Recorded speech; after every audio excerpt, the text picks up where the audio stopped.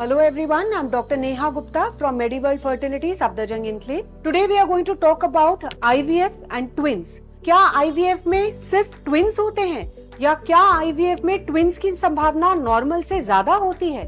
Yes, IVF में twins की संभावना नॉर्मल से ज्यादा होती है। क्यों? बिकॉज हम एक बार में एक या दो बच्चे यूट्रस में रखते हैं।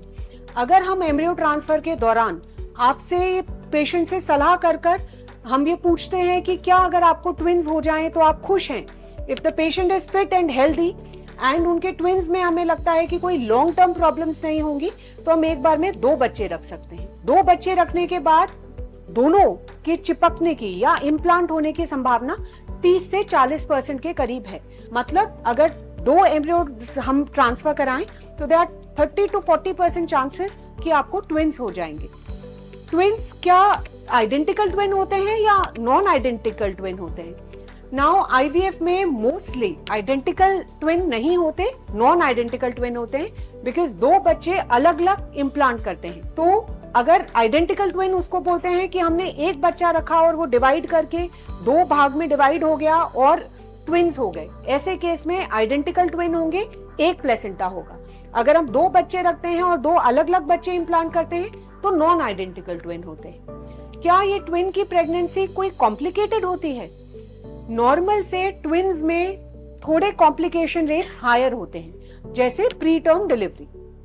अगर हम एक सिंगल बच्चे को रखते हैं तो हमारी बच्चेदानी में इतनी स्पेस होती है कि 8वें 9वें महीने तक उस प्रेगनेंसी को हम आगे ले जा पाएं और बच्चे का वजन जब अच्छा हो तब हम डिलीवरी करें, उसको नर्सरी में रखने की possibility come.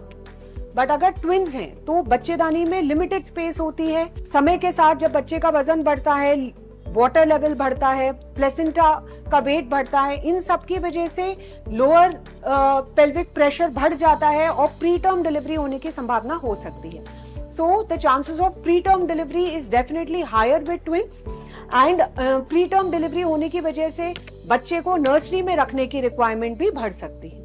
So twins per se does not cause major problems, but then these minor problems can be there.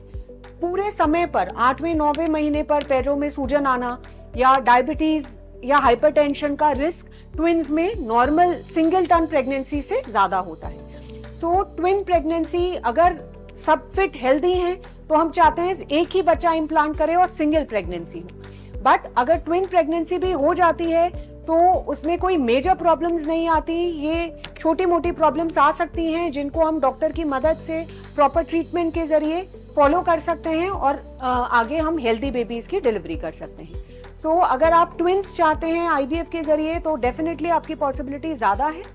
अगर हम ट्विंस नहीं चाहते हैं तो हम डॉक्टर से डिस्कस कर सिंगल एम्ब्रियो ट्रांसफर कराएं। जैसे बहुत सारी अलग देशों में ये फॉलो कर रहे हैं लोग कि वो ट्विंस की पॉसिबिलिटी कम करें और एक सिंगल ट्रांसफर बच्चा रखें। लेकिन सिंगल बच्चा रखने से उसका इम्प्लांटेशन रेट भी दो बच्चे रखने से थोड़ा कम होता है। मतलब 10-15%, 20% इम्प्लांटेशन रेट कम हो सकता है सिंगल एम्ब्रियो ट्रांसफर से। इसी वजह से अगर हम जेनेटिकली बच्चे को टेस्ट नहीं कर रहे हैं तो हम दो बच्चे रखना चाहते हैं, बिकॉज हर बच्चा जेनेटिकली नॉर्मल नहीं होता। अगर हम बच्चे की जेनेटिक टेस्टिंग कर रहे हैं और हम उसमें पता कर चुके हैं कि उसमें कोई एन्यूप्लॉइडी के रेट्स नहीं है तो single embryo transfer is what we want. I hope twins के बारे में आपके अगर कोई क्वेश्चंस हैं, कुछ आपके डाउट्स हैं, आप हमसे पूछ सकते हैं, आप मैसेज कर सकते हैं, आकर मिल सकते हैं। We will be very happy to answer. अगर आपको ये वीडियो अच्छा लगा हो तो अपने फ्रेंड्स फैमिली के साथ शेयर करें, हमारे चैनल को सब्सक्राइब करें और जिनको ट्विंस के बारे में कोई डाउट है उनके साथ शेयर करें। Thank you so much.